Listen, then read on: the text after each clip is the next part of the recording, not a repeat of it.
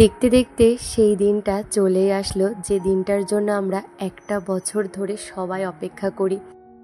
তো নমস্কার, আমি Bithi, welcome to my channel ডাইডেলি ব্লগ। কেমন আছে সবাই? আশা করছি অনেক ভালো আছো, আর যে যেখানে আছে একদম ঈশ্বরের কৃপায় সুস্থ আছো। তো আজ হচ্ছে 17 আগস্ট, রবিবার। আর এই যে সকাল সকাল কিন্তু আমি ব্লগ স্টার্ট করে দিয়েছি। আজকে আমাদের বাড়িতে মনসা পুজো। তোমরা যারা আমার ভিডিও দেখো তারা তো জানবে যে আমাদের বাড়িতে মনসা পুজো, আর যারা আমার ভিডিও দেখোনি আজকে ফার্স্ট টাইম দেখছো, তো তাদের উদ্দেশ্যে বলছি, আমাদের বাড়িতে মনসা মন্দির আছে। আর আজ হচ্ছে মায়ের বাৎসরিক পুজো। প্রত্যেক বছরই কিন্তু আমাদের বাড়িতে মনসা পুজো হয়। তো এই যে সকালবেলাতেই মার এদিকে রান্না শুরু হবে, তো সেই জন্য মা এদিকে এই যে পুজো করে নিচ্ছে। মানে রান্না শুরু হওয়ার আগে যে আর কি নিয়মটা থাকে, মানে রান্না শুরু হওয়ার আগে ব্রহ্মাদেবের একটু পুজো করে নিতে হয়, সেটাই আর কি। আর ওদিকে ভুজিও দিতে হয়। দেখো সমস্তটাই মা রেডি করে নিয়েছে। আর সোনালি দি এটাকে বলছিল যে সিধে দেওয়া। তো যাই হোক, আমি ঠিক মতন জানি না, আস্তে আস্তে সবটাই জেনে যাব।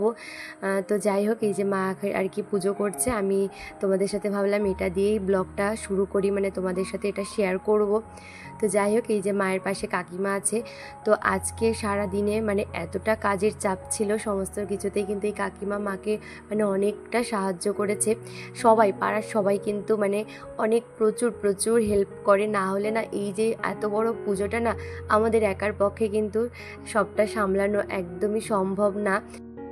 আর আজকের দিনের জন্য আমরা মানে প্রত্যেকে, আমাদের পাড়ার সবাই কিন্তু অধীর আগ্রহে অপেক্ষা করে থাকে। তো বুঝতেই পারছো এত বড় একটা পুজো। তো যাই হোক, এদিকে মা কিন্তু একদম মন দিয়ে আজকে ভগবানকে পুজো করেছিল, আর সেই জন্য কিন্তু আজকে প্রসাদটাও এত ভালো হয়েছিল না, মানে ভোগের প্রসাদ বলো, তারপর আর কি রাতের প্রসাদ, সমস্তটাই কিন্তু সত্যি ভীষণ ভীষণ ভালো হয়েছিল। তো যাই হোক, এদিকে দেখো আমরা তারপরে কিন্তু আর কি ঘরে তো প্রচুর কাজকর্ম ছিল, সেগুলো কিন্তু গুছিয়ে সোজা চলে এসেছি গঙ্গা স্নান করতে। পুজোর দিন প্রতি বছরই কিন্তু আমরা পুজোর দিনে আর কি গঙ্গা স্নান করতে আসি। তো এই যে গঙ্গা স্নান করতে চলে এসেছি। আর এবছর কিন্তু আমি আরিয়ানকে নিয়ে এসেছি গঙ্গা স্নান করতে। আরিয়ানের জানো তো প্রচণ্ড ঠান্ডা লেগেছে। আজকে সারাটা দিন যে কি পরিমাণ আমাকে বিরক্ত করেছে, বাড়িতে পুজো, এর মধ্যে এত কাজ, লোকজন বাড়িতে, তার মধ্যে ওকে সামলানো, সবটা সামলানো, আমি যে কি পরিমাণে আর কি সামলেছি কীভাবে, সেটা শুধু আমিই জানি। সমস্তটা তো তোমাদের সাথে শেয়ার করা যায় না। তো সেই কারণে আর কি যেটুকু পেরেছি আজকে তোমাদের সাথে শেয়ার করেছি। তবে আমার একটা ভাগ্নি কিন্তু প্রচুর হেল্প করেছে ভিডিও করতে, জানো তো।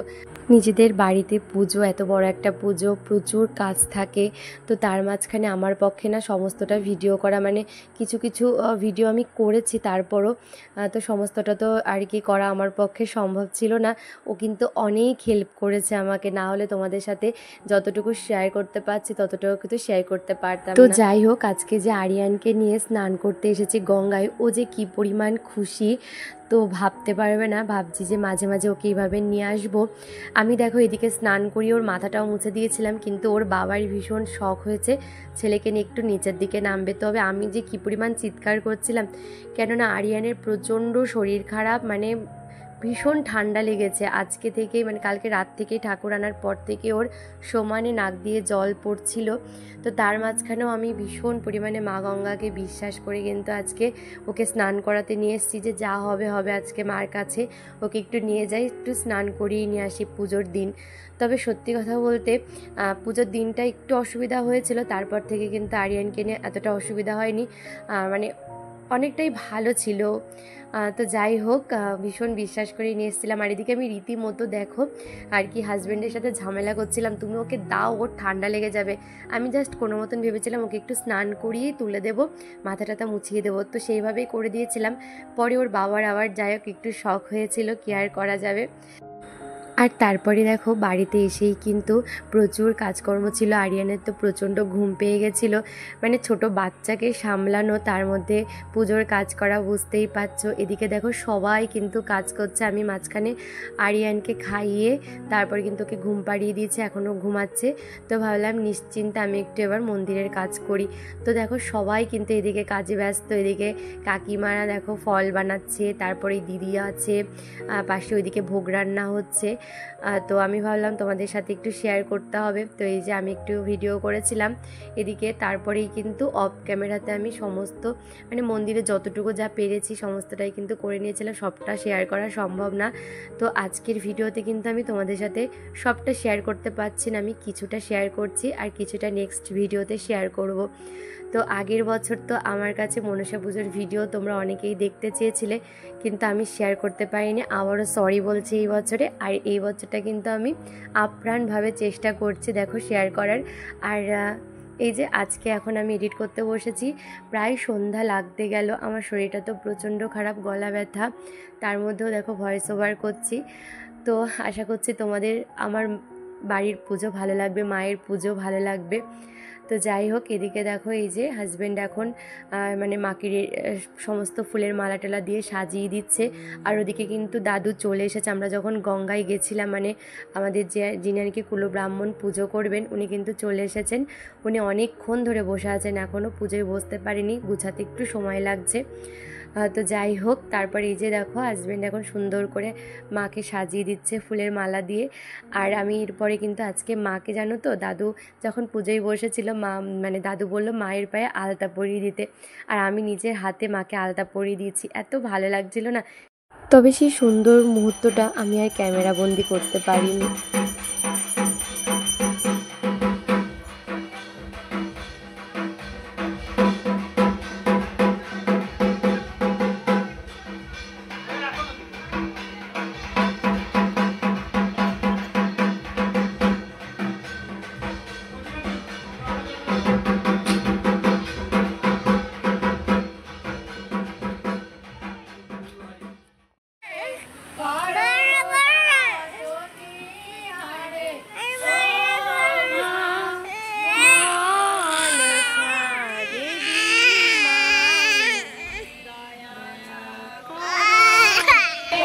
দেখেছিস বাবাই কি করছে? দেখেছিস বাড়িতে ওদের কে এসছে? দেখেছো?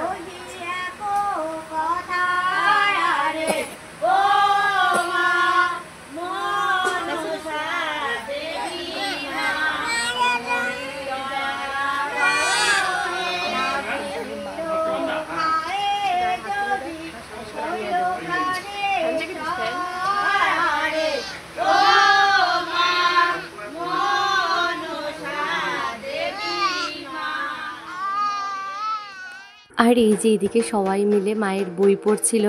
তবে আজকে আর আমি বই পড়তে বসতে পারিনি, কেননা আরিয়ানের প্রচণ্ড শরীর খারাপ ছিল, ঘুম থেকে উঠে পড়েছিল।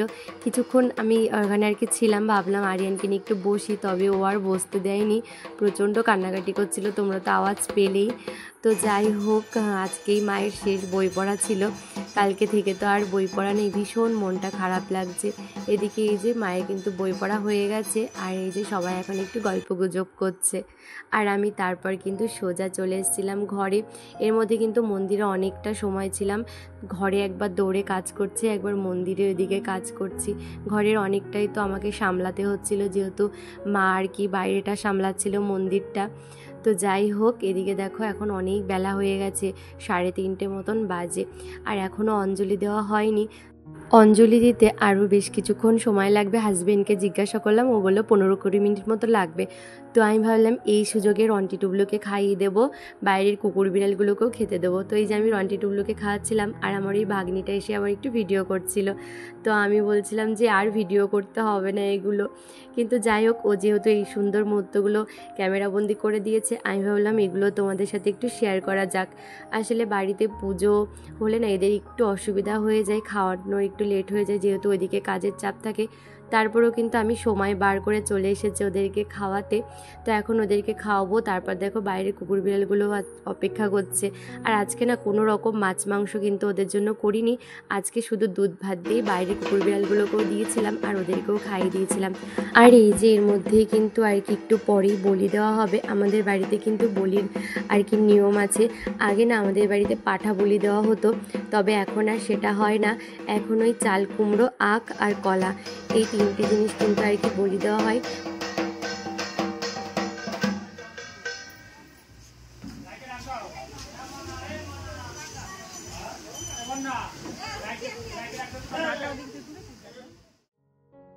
আর এই যে এই সময় কিন্তু সবাই আমাকে ডাকাডাকি করছিল, রাই রাই বলে সবাই চিৎকার করছিল। কিন্তু কি করব বলো, আমি তো প্রচণ্ড তাড়াহুড়ো করছিলাম। আমি তো মানে ও আমাকে বলেছিল যে 15-20 মিনিট লাগবে, আমি সেই মতনই আর কি দৌড়ে দৌড়ে কাজ করেছি। বাইরের কুকুর বিড়ালগুলোকেও খেতে দেওয়া হয়ে গেছিলো। তারপর সেই জায়গাটাও তো ধুতে হবে, কলপাড়ে খেতে দিয়েছিলাম, না হলে তো কুকুরের এঁঠো হয়ে থাকবে। সেই জায়গাটা ধোয়ার পরে আমি দৌড়াতে দৌড়াতে গেছিলাম, মানে টেবিল পরিষ্কার করেছি, টেবিলে বাসনপত্র ছড়িয়ে ছিটিয়ে ছিল, রান্নাঘর গুছিয়েছি, ভাবছিলাম হাতের একটু সময় পেলে বাসনগুলোও ধুয়ে দেবো। তো যাই হোক সেটা আর পারিনি। তার মধ্যে গায়ে জল ঢেলে কোনো রকম শাড়ি পরে দৌড়াতে দৌড়াতে আর কি তারপরে দেখো এখানে আর কি মন্দিরে এসেছিলাম। তো যাই হোক সবাই প্রচণ্ড ডাকাডাকি করছিল, শেষ পর্যন্ত যে সময় মতন আসতে পেরেছিলাম এটাই আমার কাছে অনেক। ওইদিকেও তো কাজ করতে হবে, না হলে যে ওরা মানে খাওয়ার দেরি হয়ে যাবে, ওরাও তো খিদের জন্য চারিদিকে ছোটাছুটি করছিল, কি করব বলো। তো যাই হোক তারপর কিন্তু এই যে সময় মতো চলে আসতে পেরেছিলাম একদম একদম সময়ে। আর বলি দেখা কিন্তু ভীষণই ভালোই যে তোমাদের সাথেও শেয়ার করছি, তোমরা কিন্তু মন দিয়ে দেখো।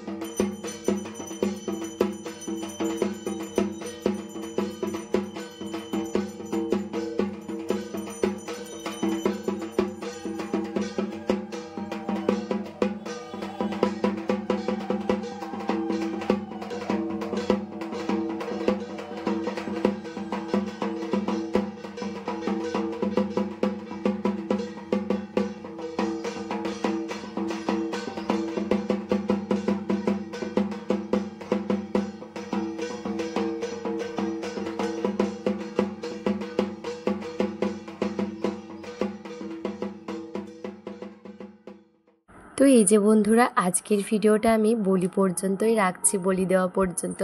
এরপরে অঞ্জলি দেওয়া, তারপর যজ্ঞ করা সমস্তটাই তোমাদের সাথে শেয়ার করব। তো তোমরা আমার পাশে থেকো, আর যদি তোমাদের ভিডিওটা ভালো লেগে থাকে তাহলে কিন্তু একটা লাইক করো, আর কমেন্ট করে জানাতে ভুলো না যে কেমন লাগছে ভিডিও, আমাদের বাড়ির মনসা পুজো।